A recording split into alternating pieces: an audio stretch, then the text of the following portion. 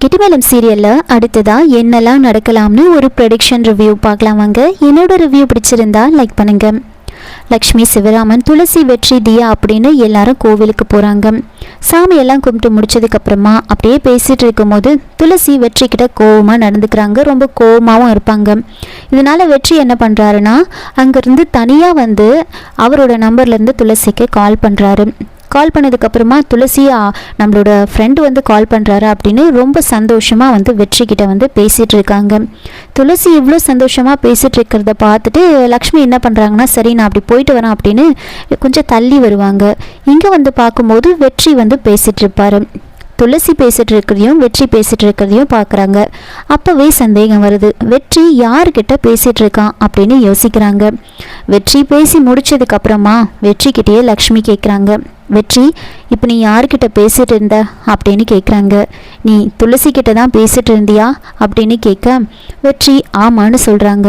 இது என்ன இது, நேரில் உங்ககிட்ட அவள் கோவமாக பேசுகிறா, ஆனால் ஃபோனில் உங்ககிட்ட அவ்வளோ சந்தோஷமாக சிரித்து பேசுகிறாளே, என்னதான் விஷயம் அப்படின்னு கேட்க அப்போ வெற்றி ஃபோனில் அவங்க என்கிட்ட பேசலை அப்படின்னு சொல்கிறாங்க. என்னதான் சொல்கிற நீ, எனக்கு புரியவே இல்லை அப்படின்னு சொல்ல ஃபோனில் அவங்க பேசிகிட்டு இருக்கிறது நான் தான் அப்படின்ற விஷயம் அவங்களுக்கு தெரியாது அப்படின்னு சொல்ல, தயவு செஞ்சு எனக்கு கொஞ்சம் புரிகிற மாதிரி சொல்லு அப்படின்னு சொல்ல ஆரம்பத்திலேருந்து நடந்த விஷயத்தெல்லாம் சொல்கிறாங்க. தியா வீட்டை விட்டு வெளியில் வந்தப்போ அவங்களோட நம்பரை கொடுத்து தியா கால் பண்ண சொன்னாங்க. ஆனால் அப்போது துளசி தான் அப்படின்ற விஷயம் எனக்கு தெரியாது அப்படின்னு சொல்லி அதில் ஆரம்பித்து அவருக்கு உண்மை தெரிஞ்சது எப்போ அப்படின்ற வரைக்கும் எல்லா விஷயத்தையுமே சொல்கிறாங்க. இது ஏன் நீ அவகிட்ட இந்த உண்மையே சொல்லலை அப்படின்னு கேட்கும்போது எனக்கு சொல்கிறதுக்கு பயமாக இருந்துச்சு அப்படின்னு வந்து சொல்லிடுறாங்க. அது மட்டும் இல்லாமல் அவங்களோட மனசில் இருக்கிறத என்கிட்ட சொல்கிறாங்க, அதனால தான் நான் சொல்லலை அப்படின்னு சொல்ல, இது ரொம்ப தப்பு, நீ பெரிய தப்பு பண்ணுற, ஒழுங்காக அவகிட்ட உண்மையே சொல்லிடும். ஏன் இப்படி உன் மேலே இருக்கிற கோவத்தை இப்படி அதிகப்படுத்தணும்னு நினைக்கிற, அவள் இன்னும் வந்து எவ்வளோதான் ஏமாறுவா, அவளை நீ ரொம்ப ஏமாற்றிக்கிட்டு இருக்க. இங்கே பாரு, ஒழுங்காக அவகிட்ட இப்போ நீ உண்மையை சொல்கிற அப்படின்னு லக்ஷ்மி சொல்கிறாங்க. கூடவே தியாவும் நடந்த எல்லா விஷயத்தையுமே சொல்லுவாங்க. அதெல்லாம் கேட்டுட்டு லக்ஷ்மி, நீ போயிட்டு ஒழுங்காக துளசிக்கிட்ட உண்மையை சொல்லிடு அப்படின்னு சொல்கிறாங்க.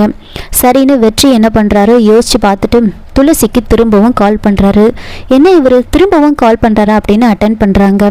மேடம், நீங்கள் ரொம்ப நாளாக கேட்டுட்டு இருந்தீங்கல்ல என்னை பார்க்கணும்னு சொல்லி, அதுக்கான நாள் வந்துருச்சு, நான் இன்றைக்கி உங்களை பார்க்க போகிறேன் அப்படின்னு சொன்னதுமே, என்ன சொல்கிறீங்க, நான் இவ்வளோ நாளாக கேட்டேன், அப்போது வேணான்னு சொல்லிட்டு, ஆனால் இப்போ என்னை பார்க்கணுன்னு சொல்கிறீங்களே, எனக்கு ரொம்ப சந்தோஷமாக இருக்குது. சரி இப்போ நீங்கள் எங்கே இருக்கீங்க அப்படின்னு கேட்க, நான் கோவிலில் தான் இருக்கேன், நான் வரேன் அப்படின்னு சொல்கிறாங்க. நீங்கள் எங்கே இருக்கீங்கன்னு சொல்லுங்கள், நானே அங்கே வரேன்னு சொல்ல, இல்லை நான் சொல்கிற இடத்துக்கு நீங்கள் வாங்க, நான் அங்கே வெயிட் பண்ணுறேன் அப்படின்னு சொல்லிட்டு ஃபோனை வைக்கிறாங்க.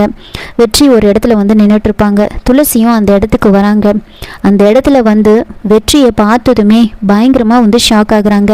அவங்களுக்கு ஒன்றுமே புரியல. அதுக்கப்புறமா என்ன பண்ணுறாங்கன்னா வெற்றியோட நம்பருக்கு கால் பண்ணுறாங்க. கால் பண்ணால் ரிங் ஆகுது. ரிங் ஆனதுமே அவங்களுக்கு பயங்கர ஷாக்கு. அப்போது இவ்வளோ நாளும் என்கிட்ட ஃபோனில் பேசிகிட்டு இருந்தது நீதானா அப்படின்னு கேட்டதுமே வெற்றி ஆமான்னு சொல்கிறாங்க. உடனே துளசி வெற்றியை பலார்னு அறையிறாங்க. உனக்கு எவ்வளோ தைரியம் இருந்தால் என்னை எந்த அளவுக்கு நீ ஏமாத்திருப்பேன், என்னோட கஷ்டம் எல்லாத்தையும் உங்ககிட்ட நான் சொன்னேனே, இப்படி என்னை ஏமாத்திட்டியா அப்படின்னு சொல்லி ரொம்ப கோவமாக பேசுகிறாங்க. இதை பார்த்த சிவராமன் அவங்க கிட்ட பேசலான்னு வரும்போது லக்ஷ்மி தடுத்துடுறாங்க. நீங்கள் போகாதீங்க அப்படின்னு சொல்கிறாங்க.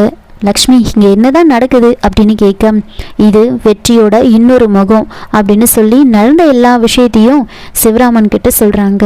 ஏன் வெற்றி தம்பி இப்படியெல்லாம் பண்ணுறாரு, இப்படி நம்ம துளசியை ஏமாத்திருக்காரே அப்படின்னு அவங்க ரெண்டு பேரும் பேசிட்டு இருக்க, துளசி ரொம்ப கோவத்தில் வந்து இருப்பாங்க. இப்படி நம்மளை ஏமாத்துறாங்களே, நாம் ஏமாந்துக்கிட்டே இருக்குமே அப்படின்னு அவங்களுக்கு அவ்வளோ கஷ்டமாக இருக்கும்.